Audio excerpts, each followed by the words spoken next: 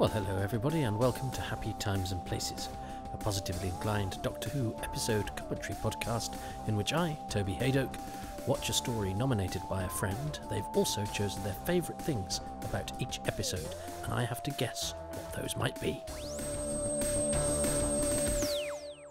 Hello. I'm Richard James, actor, writer, podcast co-host of the Gerry Anderson podcast, and I have a story for Toby. I've chosen The Visitation from season 19, starring Peter Davison as the Doctor. My Doctor, as it happens. Well, welcome everybody. It is part 2 of The Visitation. The first voice you heard there belonged to Richard James, star of Space Precinct and much else besides, and also a podcaster on the Gerry Anderson podcast that he co-hosts.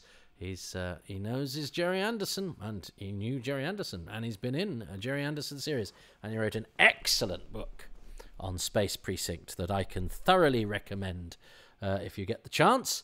I'm delighted that he's a guest, although he did not choose the prologue for part 1 of The Visitation.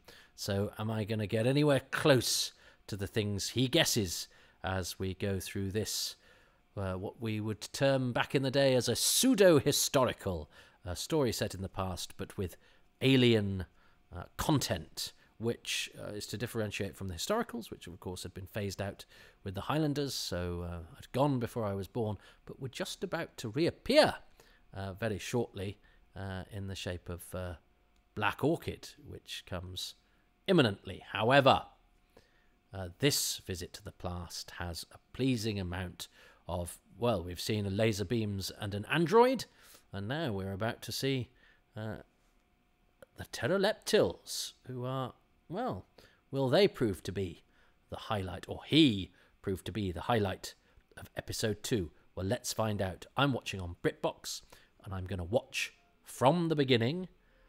Alexa, connect.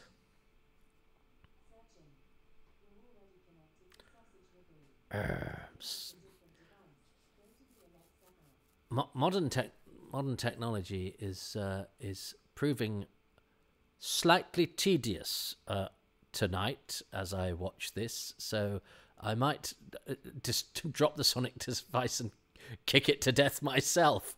Anyway, we are going to watch on BritBox from the beginning. I do have the DVD. I also have the Blu-ray, but I'm being convenient. I know that's modern technology, isn't it? It's such a slep to go over to the shelf and take a disc out of a thing and put it in a thing and then press the source. Anyway, no, I'm doing it this way. It's easier, and I'm lazy. And anyway, the film looks gorgeous. So I'm going to watch part 2, of which I first watched this on a black and white portable telly that you had to get up and fiddle with the aerial, especially on a night like tonight, where the picture would be going all over the place, and twist a dial, negotiating snowstorms of static to get from one channel to the other to try and get the best signal. No, not even a button, a dial to sort of search through the hazy wilderness, the pixelated wilderness, to get to something resembling a stable picture. Oh, I'm so from the olden days. Right, we're going to press watch from the beginning in 3, 2, 1. I mean, presumably people in the future might listen to this and go, what, he had to talk to his insert name of female audio device here. They had to speak to them in those days. What, couldn't they just think what volume they wanted things to be at, and the volume adjusted according to your brain patterns? Well, I'm afraid where I'm speaking from in 2022, future people, yeah, it's voice control. It's seen to be pretty flippin' nifty. Eric Sayward, I used to think, it's a funny name, Sayward, and I certainly used to think it was pronounced Saward until I saw a documentary about a true crime, and one of the people involved was called Sayward. And then I interviewed Colin Baker, and he pronounced it Sayward. But yeah, I very much thought it was Saward. And there's a Helen Doward, isn't there, who's in Spearhead from Space as the nurse, and I thought she was Helen Dorward. But there we go. I tend to be pretty good at names because mine is so often mangled and mispronounced. But no, I saw Ward. I've done a whole podcast about mispronunciations. That one of the early Indefinable Magics I thought was quite a good subject to do. I just moved my microphone a little bit closer. Sorry if you heard some noise. It's a nothingy cliffhanger really, but it adds to the mystery, and it's sort of efficiently done, and it's quite. Oh, why have they built a holographic wall? And that's sort of nicely done. The way that Richard Mace walks through it, and it's not solid, but then Michael Robbins immediately touches it, and it is solid. That's actually a very simple looking but very nifty sort of how did they do that effect because of the speed at which he does it. I actually think that's really very well done, that effect. That's very nice because it doesn't draw attention to itself too much, but the minute you start thinking about it you go, but hang on, because so the wall is there, so how did they walk through it? Because if it's not there, I can see why they might walk through it and it's put there in post and blah, blah. Anyway, good. So good. I'm going to rob the place. I am a highwayman. I do like that. I quite like how the Doctor... Davison is quite good at being peeved with people. And the Doctor does think that, sort of does treat Richard Mace as though he's a bit of a twit. Which I rather like. Oh, doesn't it? Yeah, because doesn't he sort of say to him, yeah, you know, nick this, we're going, nice to meet you, off we go. Again, yeah, there you go, help yourself. Saywood thrives on this sort of testy dialogue and this sort of people being sarcastic with each other. But it's actually quite refreshing for Doctor Who. It's quite a nice dynamic, and you can see when you see what his influences are. And that he loves gangsters and all of the TV series. Not that I'm not saying that Eric Saywood hung around with Roddy and Reggie Cray,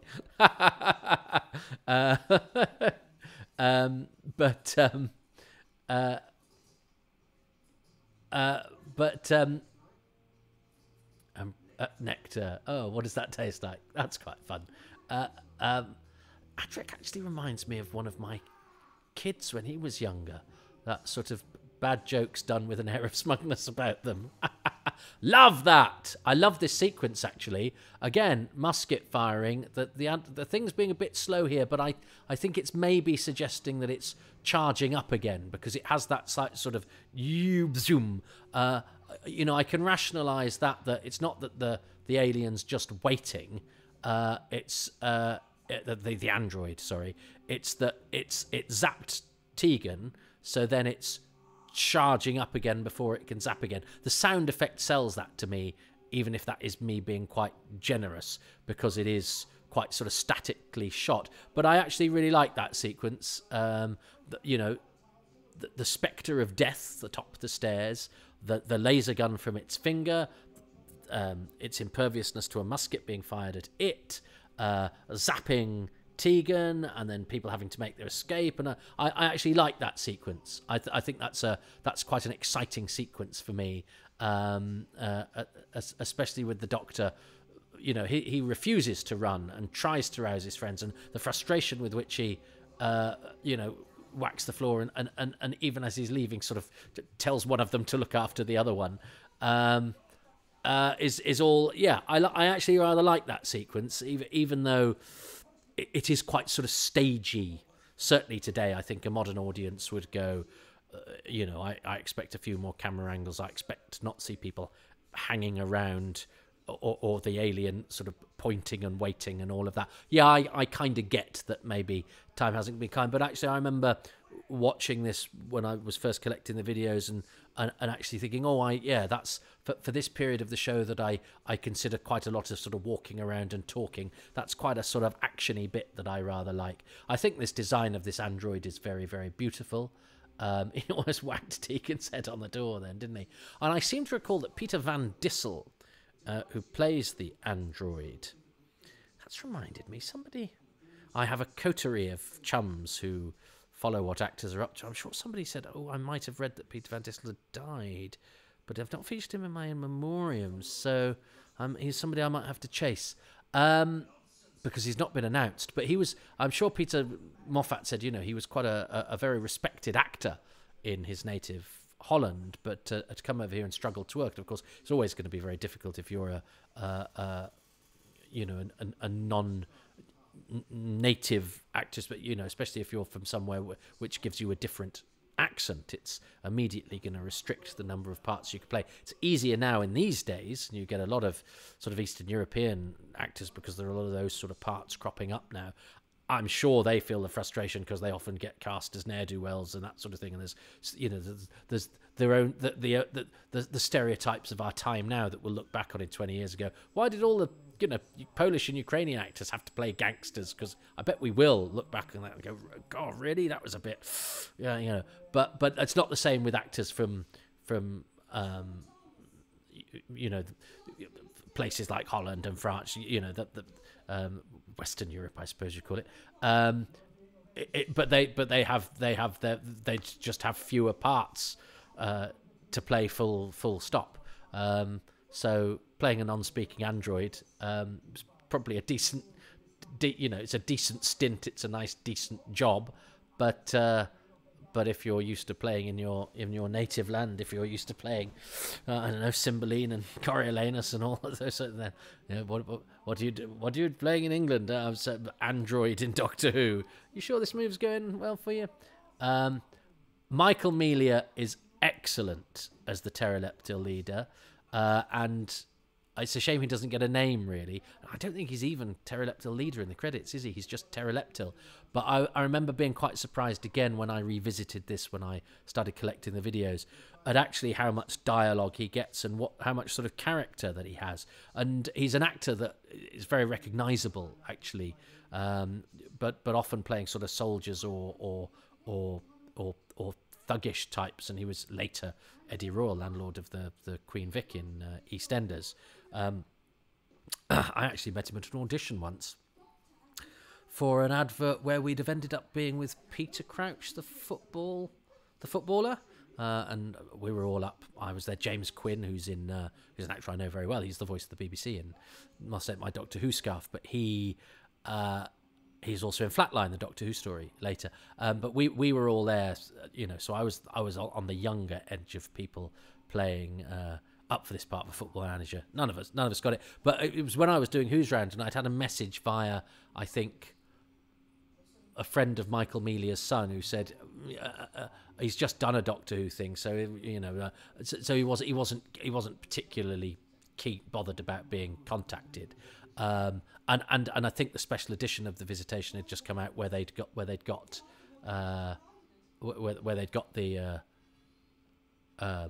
the DVD, sorry, where they've got the making of, and Michael Melia is interviewed.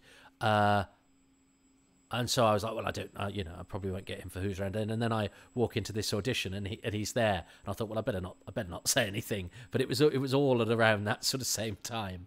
But odd to think as well that I was watching this as a kid, and then one day I was up for the same part, because when they do adverts, they see people of all different shapes, sizes, and ages for the same part. But yeah, me and Melia and James Quinn all up for the same part. I really like the fact that he's scarred, because you think of aliens and alien masks, and the mask is the alienness, But when you give links, bristles, and pockmarks, when you give a Teileptil the scar, it's like, well, it's not an alien mask now. It's somebody's face. It's just the face of somebody that looks like an alien. It's that extra level of sort of creativity and character or whatever. Here we are back on film again with the Doctor being really annoyed with Richard Mace. And this glorious film. And I remember there's a book called A Day in the Life... what is it? A Day in the Making of a Television Programme? And it's by Alan Rode. And it concentrates on the Visitation. I've got it upstairs. And so there's lots of pictures of the making of the Visitation. And there's a great picture of Michael Robbins in his Richard Mace gear lighting a fag, and you can tell. And Robbins was on telly a lot at this time, and I think often playing people who had fag. He was in a thing called Fairly Secret Army, but he cropped up. He cropped up in all sorts. He was definitely an actor that you knew. But that voice of his is obviously of a man who smoked, at least 20 Benson and Hedges a day. I love this very simple effect or slash set, but it's this very of the entrance to the spaceship with the displaced mud there. And they go... Now, I don't think it ever quite rationalizes with what you see in the studio, but I sort of buy it and I quite like it. Because that exterior that you see there, are we to suggest that they've gone downstairs a little bit? It never quite rationalizes it, but it kind of does enough of the job. This is that they've shown them going in, so they're going, this is it. And we're sort of used to insides and outsides not quite matching, because that's at the very core of the show, with the TARDIS interior not matching its exterior. But I like the contrast between... I'll tell you what the Davison era does very well. It does sort of metallic structure sets very, very well for a series that can often sort of, you worry how sort of, insubstantial flats and in fact a television industry where much drama of the time. You kind of knew that the walls of the police station or wherever you were kind of were erected flats basically. There's nice metal and girdery stuff going on here. I remember Blake 7 Series 4, which has a lot of problems, but I remember the fact that when they dropped the metal guns on the metal floor, it somehow felt slightly more sort of spacey and real than the previous series of Blake 7, which, as beautiful as the Liberator is, it seemed like a sort of... It did seem like a set, and it was a more of a theatrical set, whereas the Series 4 sets, it seemed to be a policy to go, we're gonna metal this up a bit, and that spaceship there with its white clinicalness has the white clinicalness of the sort of Ark in Space thing, but actually then that pleasing heft and solidity of that metal girdering that just makes it, rather pleasingly kind of solid. And of course, so Saywood's quite skillfully, split the TARDIS crew up here so that they're all doing different things. And I feel sad for I was talking over it, the dead rabbit that we saw at the hands of the poacher.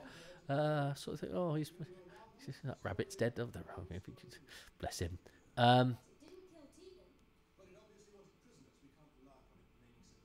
Yes, and I quite like part of the dynamic of this is they know that the android is beautiful and made by people with an eye for aesthetics, and the Doctor has to sort of work out what if he's saying they're benign for now, but they might not be, and he's got to very cautiously feel his way in to find out what kind of alien he's dealing with. It's not that all aliens are bad. He's putting the evidence together to work out what the nature of the threat is and whether it can be reasoned with. These guys all look pretty good. But he's got a kind of, are you the Doctor? Does he do a bit of that? I always think the sort of bumpkin accents that locals have to put on in these things. And I will talk, when we get to put that away, Scythe Man. You go, nobody's called Scythe Man. Can't you call him Roger? Which we will get. Is it it's at the beginning of the next episode? Adric.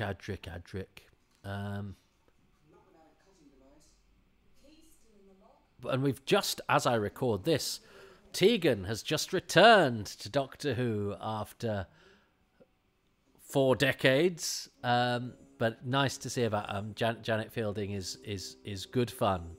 And I I love the story of any actor, you know, coming back to a thing after years later. I love that sort of sense of continuity. I love this bit that Mace gets his guns out, and it looks like he's being quite sort of brave. The doctor's like, yeah, they're not going to be scared of that. And then you add another layer to that when he goes, yeah, they're not going to be scared of that unless you use them. And he goes, well, I can't use them anyway. I haven't reloaded them. So it's kind of little bit of dynamic on little bit of dynamic.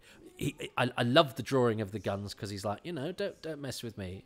But the doctor's response is, of course, not to be impressed by guns. And he's also going, and, you know, they're hypnotized, so that's not going to work. But then you get the gag of, they're not going to work anyway.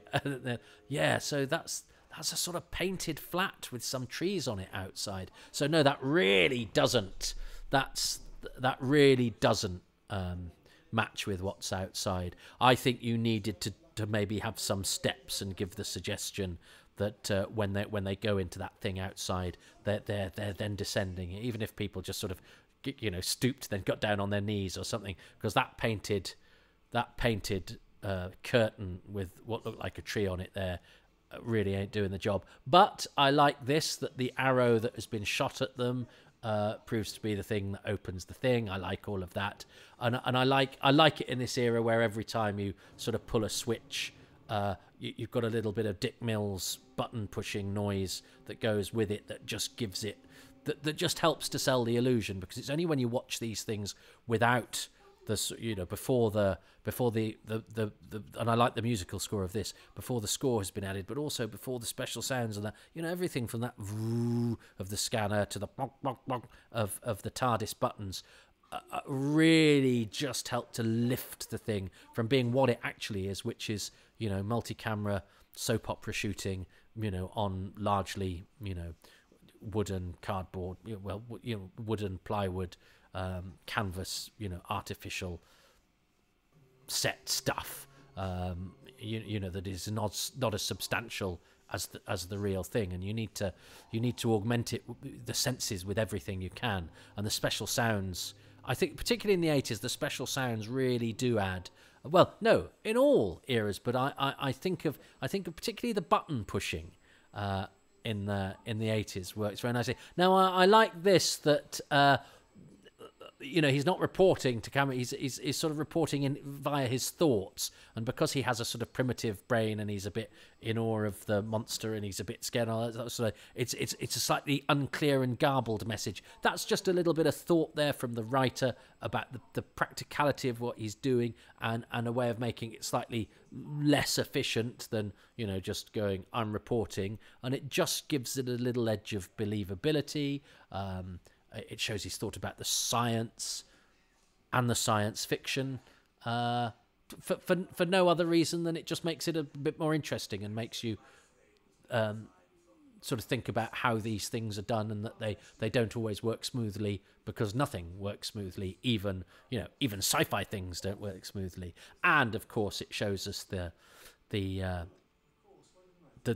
difference between the superior futuristic intellect of the Teileptils and the sort of primitives whom he has enslaved. So yeah, and I mean, I loved Nyssa at this point. I wanted to. She was definitely my favourite, but it wasn't just to do with character. It was because how old was I when this was on? At the age of 8. I held a bit of a candle for Sarah Sutton. So I sort of quite liked it that Nyssa was off to do the science, you know, because they do actually sort of go, you know, she's a scientist. I like these guys up in the trees. They just give it a little bit of, they make it feel sort of real, and that there's an infrastructure of you know, sort of plague protection going on, and it's a sort of efficient way of doing it whilst giving us a you know, an interesting visual. Hello, horsey. I like a horse. That's a horse in the studio. Lovely. So that makes it all. That makes it all just a bit interesting. Or is it? No, it's always dangerous when Toby says interesting. It means the opposite. Yes. But oh yes, and now then, how do we feel about the music? I like this score because I think it's quite atmospheric. But I do think a radiophonic, if that's what this is that what we call it, a synthesized score with modern weaponry, not weaponry, with modern instrumentation. Well, it works, of course, on these glowing, like the lighting in that spaceship is excellent. Even though the walls are obviously a little bit phony, but that's okay. The old black rat in his flea. But I sometimes feel that, a house style is all well and good, like the costumes, and like the fact that Nathan Turner had turned his back on Dudley Simpson and gone for radiophonic workshop type synthesized scores. But I wonder if, because Doctor Who benefits from being a different show every story, has certain consistencies of character and wit and obviously sci-fi, but to go, we're set in the past, why don't we have a score made of traditional instrumentation? Hope you know this means I've surrendered. That was fun, and it's got Adric out of there, but kept Tegan. I mean, it's as I say, some of that sort of capture escapey stuff is a little bit laboured and stagey in its realisation, but that's the nature of doing this stuff on multi-camera, really. But yeah, I wonder if I do like the score for this, but I wonder if it would be more distinct if it wasn't synthesized. Plague carriers, and I remember being actually quite pleased that you jest. I like the way he gets his hair out of his eyes as well. There's Scythe Man, Roger the Scythe Man.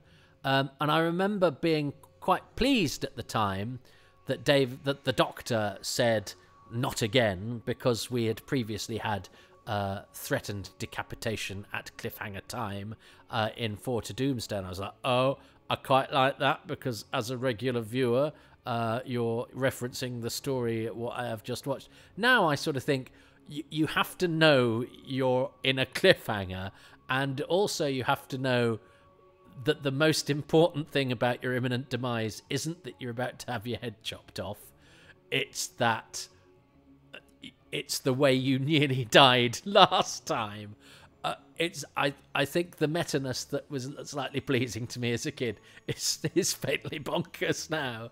I mean, yeah, I'll live with it, but and as I say, I liked it at the time, but and I think it was a suggestion of Davison's, wasn't it, that he's like, this has happened, recently. Shall I refer to that? And everyone's gone, what a marvelous idea. I'm now not sure how marvelous an idea it is, but it makes me chortle. Its existence makes me chortle, and I liked it at the time. So in a way, job done. My favourite thing about episode 2, I think I need to get in there early. I think it has to be the Teileptil. I think particularly I like the fact that he's scarred. I think that just I explained before about how it stops it becoming a mask and a costume then, and it actually becomes something that's happened to somebody's face. And you don't think of monsters having a face, you think of, oh, that's a good mask, or blah blah blah. So it just gives it an extra layer of I will use the word verisimilitude, and it also helps that Michael Melia is giving it a good characterization, and he's got a bit of bite to his performance as well. It's not a sort of grandstanding Shakespearean thing that he's doing. He's actually a very good character, the Teileptil leader, and as we'll discover, he's got some great scenes with Davison in the next episode. But that animatronic is for the time very good. His mouth is moving. I've just not too long ago this year, I saw some Sea Devils whose mouths moved by what looked to me people poking the screen from behind with their fingers in a very modern episode of Doctor Who. So to have a mobile mouth, and that, as I say, that very advanced animatronic, it's a good performance. I think the character's well written, and I love now that we have that, that set that he inhabits that is modern and computer banks with Dick Mills's boink boink boink boink noises, and contrasted with the old. But so the Teileptil leader, costume, characterization, performance, and particularly those scars, which, as we will discover, from what does he say, they're not natural to my physiognomy or something. I love all of that. So maybe I should have saved it for next week. But no, I'm going to choose, because he's been introduced this week, I'm going to choose. And if Richard chooses him next episode, I will still get the points because I have chosen it first. I can only not choose something if Richard has already chosen it. Now, of course, the disadvantage I have there is that if I get the point for this, for what Richard chooses next time, it means I won't get any point this time, and I won't get the point for what I choose next time. So it's not all gravy for me. Anyway, what is Richard choosing for part 2? The second thing I'd like to choose from episode 2 would be the resolution of the cliffhanger. Oh. Which is slightly ridiculous, really, in that Nyssa and Tegan are calling for the Doctor as he's disappeared down the flight of stairs, only for him to poke his head through the wall and say, yes. Now, I quite like that. It's a bit of a gag. But also, it strikes me, for those of you that are familiar with Big Finish, a company that produce audio adventures for the classic Doctors, they tend to insert stories into the sort of line of adventures from the TV series. And I think there's a perfect opportunity. What did the Doctor get up to while he was behind that wall? He could have had a whole series of adventures that we don't know about. And it always seemed to me that there would be quite a promising gap. Ha! Very good. Well, I don't think I would have ever got there, but that's quite a nice choice. Well, and I've invoked the power of the Doctor talking about Tegan, Janet Fielding. There's a moment in that where Ace is on the roof with Tegan, and then Tegan goes, I'm going downstairs, and the door shuts. And Tegan goes downstairs to have adventures with Kate Lethbridge-Stewart. And we cut back to Ace it's about 15 minutes later, and she's still on the roof. And you go, what's she been doing for the past 15? She got, right, I'm going to get my ladder out now, or my parachute or whatever. And I think Big Finish have got a good. You could find a whole season of Ace on the Roof adventures there. So yeah, always looking for places to sneak in Big Finish box sets. Well, I wasn't going to choose that, but it is quite fun. Because all cliffhangers can very, very much be much of a muchness, and that's a sort of slightly artificial one, really. But I don't mind it because it's a bit different. It's not a huge letdown because it's just a kind of because the cliffhanger itself is just a kind of big question mark. It's a sort of quizzical and then why have they bricked up the wall? It's a good job nobody leant on that wall or whatever. But I like it. For some reason, it's sort of slightly more than a sum of its parts. It's quite charming and just suitably different, I think, which sometimes is all you want from a show that can sometimes, if you're not careful, in one era become quite formulaic or do the same things or give the same vibe over and over again. So yeah, I'll accept your choice, Richard, even though I probably would not have ever chosen that. So that's the first 2 parts of the Visitation. The next episode is it's one that's going to be quite sad because we will say goodbye to an old friend, which was enough reason for me to have a real downer on this story at the time and stop me fully liking it, even though it was much more up my street than the mathematical, philosophical stuff that sort of led up to it. But I'm thoroughly enjoying it, particularly the Teileptil and the Richard Mace and the mix of future and past, which makes it's that that juxtaposition of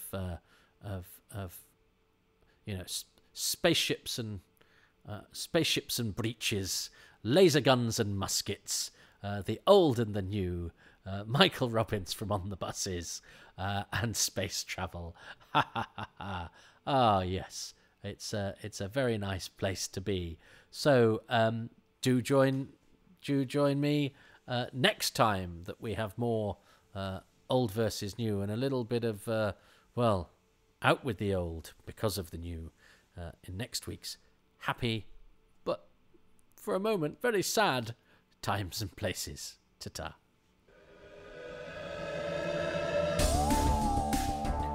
Well, thanks ever so much for listening to Happy Times and Places, which is presented by me, Toby Hadoke, and my special guest, Richard James, who can be found on Twitter at Richard N. James. I'm grateful to Richard and to the patrons who make these podcasts possible, and they include Rhys Williams, Chris Williams, Rich Wiggins, Kevin West, Peter Ware, Gavin Ware, Alistair Wallace, Jeff Walker, Ian Dean, Chris Phone, Paul Loveday, Damien Cartin, Fleet Boy, Matt Sawyer, Paul Lindblad, David Shepherdson, Jess Jerkovic, Andrew Hodson, Kevin Murdoch, Richard Baker, Andy Larson, Tom Hunter Watts, Christopher Meredith, Luke Hannington, Joanne Abbott, Paul Carrington, Neil Adam, Andrew Fordham, the Missing Episodes Doctor Who podcast, Simon Barker, and Stephen Moffat. The music is by Dave Gates and the artwork by Dylan Patterson.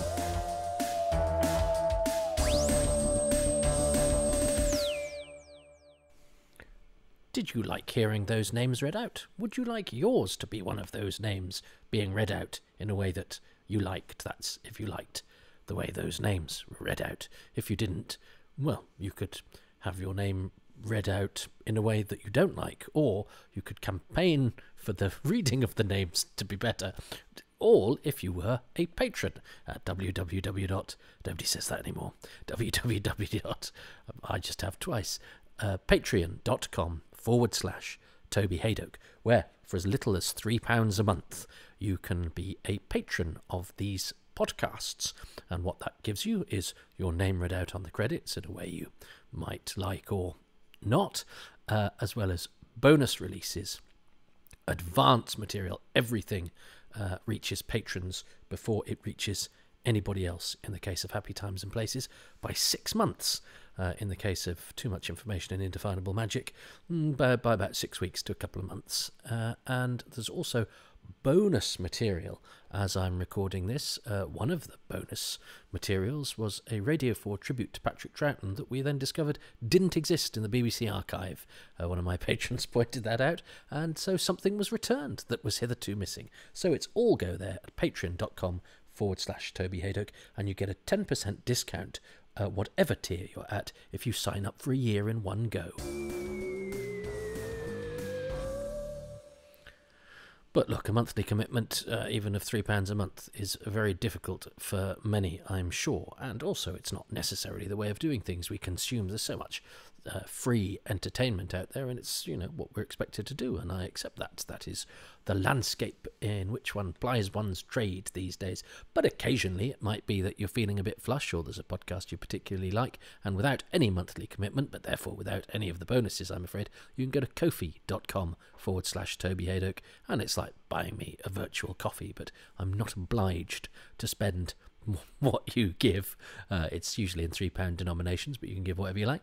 I'm not obliged to spend it on coffee, which is presumably why Ko-fi spells coffee differently. Well, also, it would be... Well, anyway, let's not get into that. But yes, you can do that, ko-fi.com/Toby Hadoke. But as I say, I know times are tough, and I'm just grateful to you for listening to these. But if you are enjoying them, what costs you nothing is to go to iTunes or to Podbean or to Spotify, everywhere that you can on cyberspace, and say nice things about them. A 5-star review really helps. That helps to, enables me to stick my head above the parapet, because, teetering on the brink of the parapet are all the other Doctor Who podcasts, and there's some mighty fine ones amongst them. It's a crowded area, so I just like to stick my head above the parapet and out of the crowd. There's a crowd on the parapet, under the parapet. It doesn't matter. You know what I mean.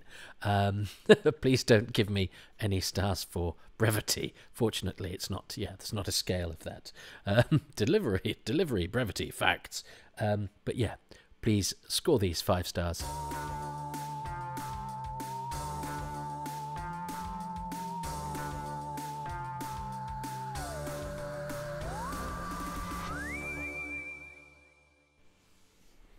Yeah, it could be like an Amazon review, couldn't it? Where it says, value for money and performance, and all of that sort of thing. Yeah, you could have diction, facts, definitely. Yeah, brevity I would score very badly on, although there are some doctors. I've taken part in a few where I remember in the early days of podcasts promising to take part in one, and that guy said, oh, well, how about, whatever, Tuesday afternoon? And I was like, yeah, what, 2 till 3? And he was like, it's sort of 2 till 30:30. And he was like, well, no, I was thinking more like 2 till 5. And it's like, what, 2 hours? My goodness. But of course, it can be quite a long form thing. And I'm never sure how long, because sometimes, I'll look at a podcast and I'll go, only 25 minutes, and then I'll have to get my phone out of my pocket and line up another one, especially if I'm running or something, which I haven't been recently. And I prefer something that sort of hits the hour. But when I was doing the Who's rounds, I was told, oh, no, cut it down to half an hour. So there's a few of the earlier Who's rounds, I think the Vernon Dobchev and the Edmund Pegg, which could have been a lot longer, but I'd gotten into the thing of going, no, they have to be half an hour. But that took so long to cut them down. And actually, a lot of people, preferred the longer form. So you never know. I mean, this is proof that I don't really know what I'm doing. But with these, I just, it's the length of the episode, isn't it? And then the length of the other person's contribution, which I'd never cut down. And then whatever I decide to say afterwards. And sometimes I'm on a roll, and sometimes I run out of steam. But the beauty is, of course, I don't have to fit a time slot. That's this brave new world, again, of... we watched a series the other day. It's called The Bear on Disney Plus. Very, very good depiction of life in a kitchen. Some superb performances too. But one episode was 20 minutes long, and then the next episode was 48 or something. You go, well, you can do that when you're not having to fit into a time slot. I wonder if that will be... No, because Doctor Who has to be broadcast on terrestrial first, so... don't think it will affect. And I have to say, I think sometimes being tied to a particular time slot, any constraint, I think, can sometimes, be the mother or father of invention. So, this Brave New World is not necessarily all it's cracked up to be, because, it's arguable. I should have stopped talking ages ago. And so maybe I'll do that now. So there, I'll get 5 for self-sacrifice. Yeah, brevity, diction, content, facts, magnanimity, self-sacrifice, which, in fact, those stars are depleting as I continue talking. Right. It's 5 stars, though, for finishing now.